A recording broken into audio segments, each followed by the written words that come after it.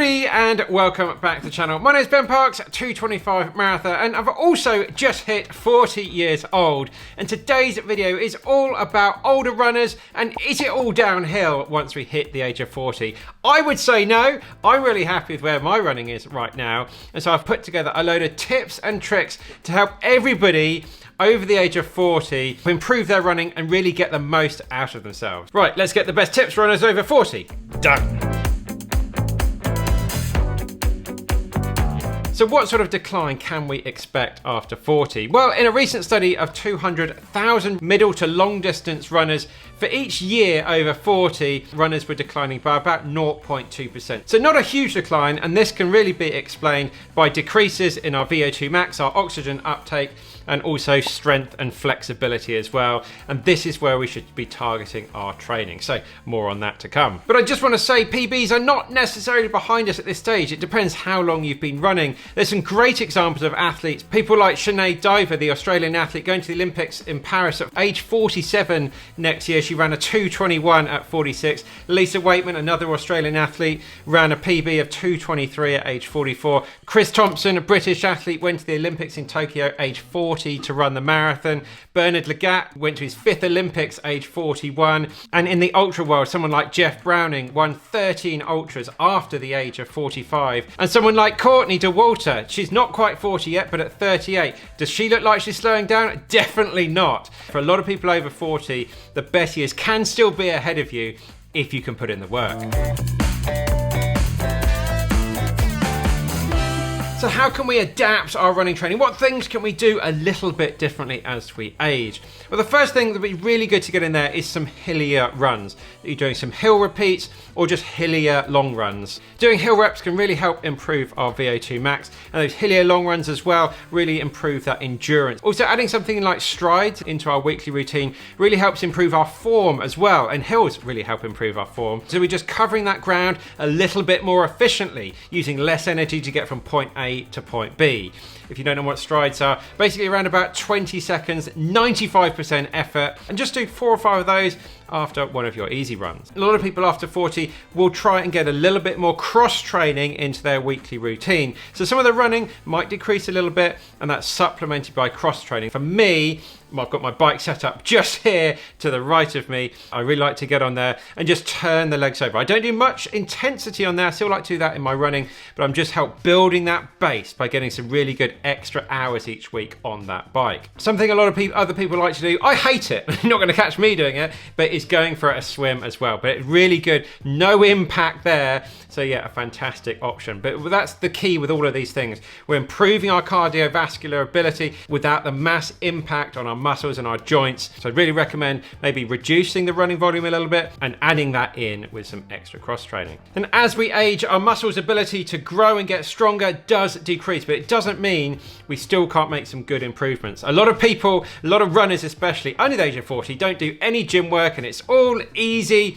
And then you really find once you get older, it's so important to now get this into your routine. Things like planks, bridges, squats, and lunges are all fantastic. All of our training plans now have an option to add on an integrated strength option with them. So feel free to check those out at benparks.com, because doing these exercises once or twice a week will really help with your running in the long term.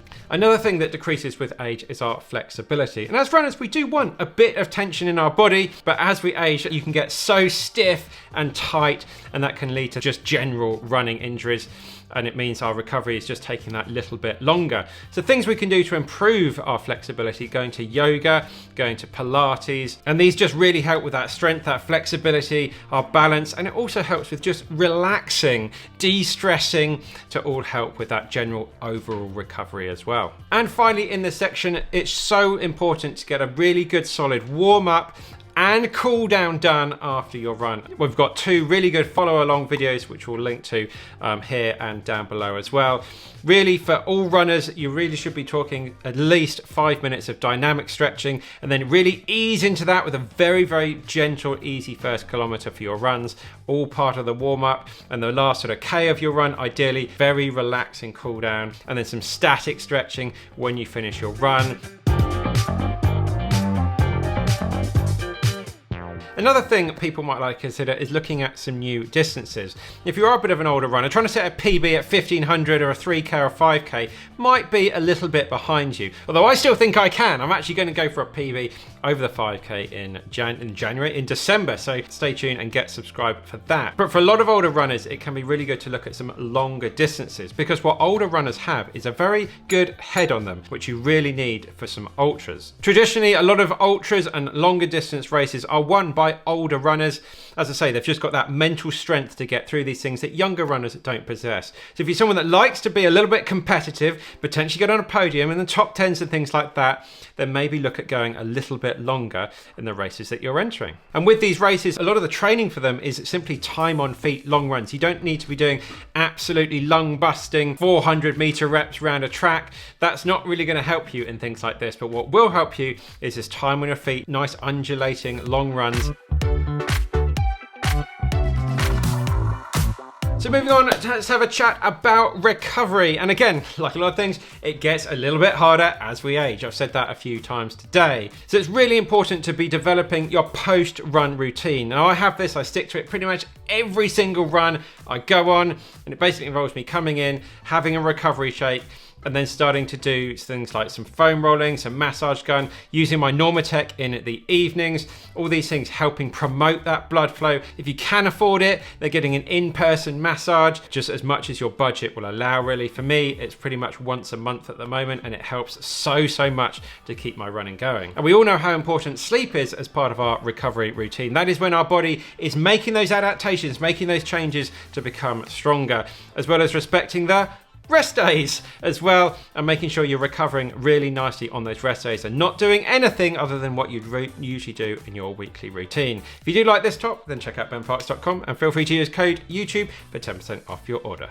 And also things just like making sure you're on top of your diet, looking after our bones. Are you getting enough calcium and vitamin D? It's really good to supplement in the Northern Hemisphere, especially in the UK, with some vitamin D supplements, because we're not getting that from the sun. So with all of this, as we age, try not to get too frustrated. It really can be, and you think, oh, my best days are behind me. What am I going to do now? What have I got to look forward to? Well, there's all sorts of age group categories you can be aiming for, and as you move up, you can compare yourself with other people of a similar age. Yes, of course, we've got far more ability to run a good solid 5K age 20 versus 40, but it really doesn't mean there's not something out that you can target. Give yourself a goal, and hitting those goals, even if they're not quite as fast as you used to be, they still can be just as satisfying, believe me. So don't be too hard on yourself. The body is really doing the best it can. There's loads of tips here to help you get a little bit stronger, a little bit faster, and enjoy your running a little bit more. Keep on getting it done, keep on working hard, and we'll see you very soon in the next one.